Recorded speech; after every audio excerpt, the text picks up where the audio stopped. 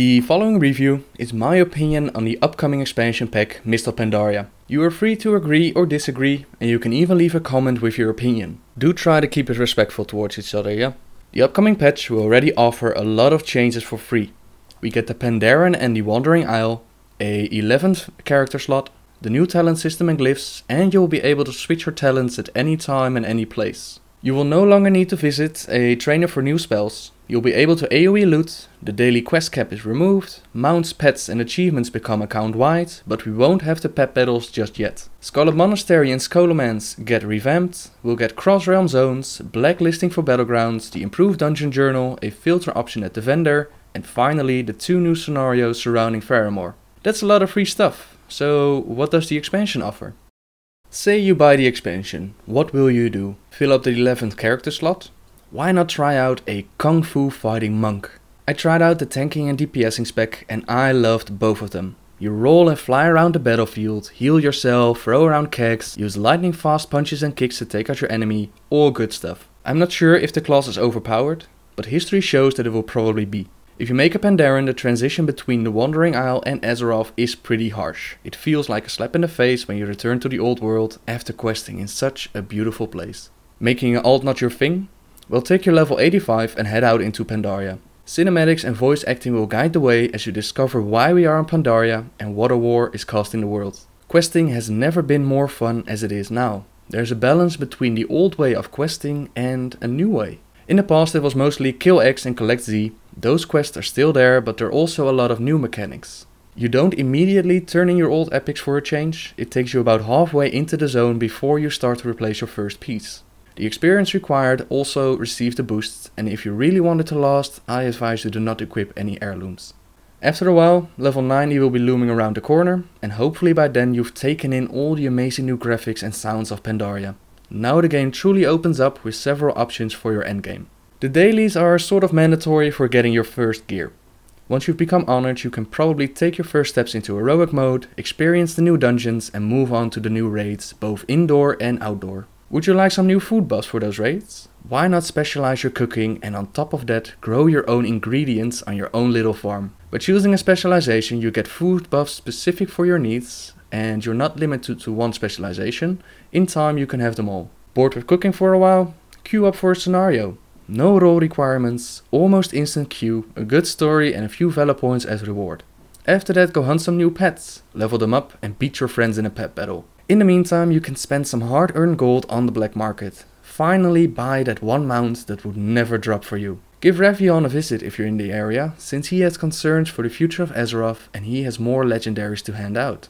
If PvE is not your thing, then there are always the 2 new PvP maps to explore. Hold the ball away from your enemy or defend the minecart. If those 2 maps don't do it for you, there's always those new victims outside in your PvP realm, because they have to go outside for their quests, they have to go outside for the raid bosses, they're waiting for you to gank them. Go out there and kill. Looking for a challenge? Say you've done the new raids, conquered the heroics, you're exalted with all the factions. You want your dungeons to be like the old days, where you needed to use CC and you had to use your brain. Grab a couple of your friends and enter a challenge mode dungeon. You don't get to queue up, you need to travel there yourself. Hey, you want it to be like the old days. Use the summoning stone there to gather the slackers and try your luck at getting a gold medal. You get valor points and special gear as a reward, and on top of that an online leaderboard is waiting for you to climb to the top. Seriously though guys, besides the advertisement I just did, is Mists of Pandaria worth the money to get? Of course it is, we already knew that from the start. Even if you get a week of fun out of it, that's more fun than you get out of most games for that amount of money. If you don't like it, you can always stop paying, you can always stop playing. The things I found bad or disappointing were that, first of all, the old world truly feels like a slap in the face once you're done on the Wandering Isle. The old graphics and quests are just a huge mountain to conquer before you reach 85. They also didn't upgrade the Burning Crusade area, which I was really hoping for. The new PvP maps are kind of fun, but still the classic ones hold my heart and I'm not too sure if I like the idea behind the black market. I'm not too sure if the idea behind farming gold and get all the items that you want is the best way to go. I'm sure other people will love it. I'm not sure about it. Some complaints that I've read online are the following. Pandas. What have pandas ever done to you? Are they too fluffy? Are they too nice? Too cute? Too awesome? Too badass? Either way, you don't have to like it. You don't have to play with them. All I can say is... Every day I'm shuffling. Pandas were an April Fool's joke. They don't belong in Warcraft. Yes they do! They've been in Warcraft 3. Both arguments are valid. You saw Chen Stormstout in a small bonus campaign in Warcraft 3. And a few kegs in the Baron were all that were left of his memory. All the more impressive that they've managed to build a complete world around a single character. They've introduced new lore with old elements. Take for example the Yinyu. Those used to be Murlocs.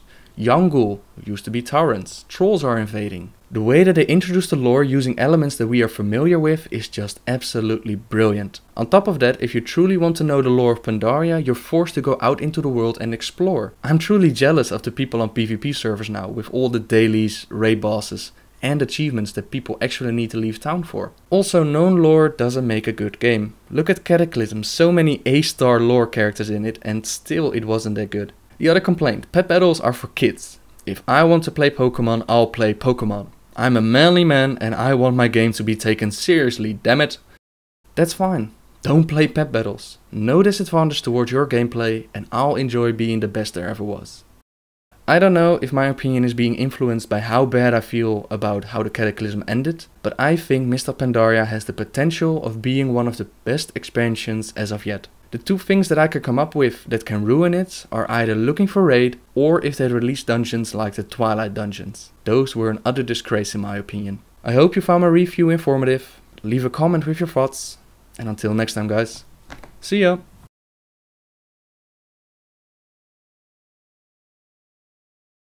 What is worth fighting for?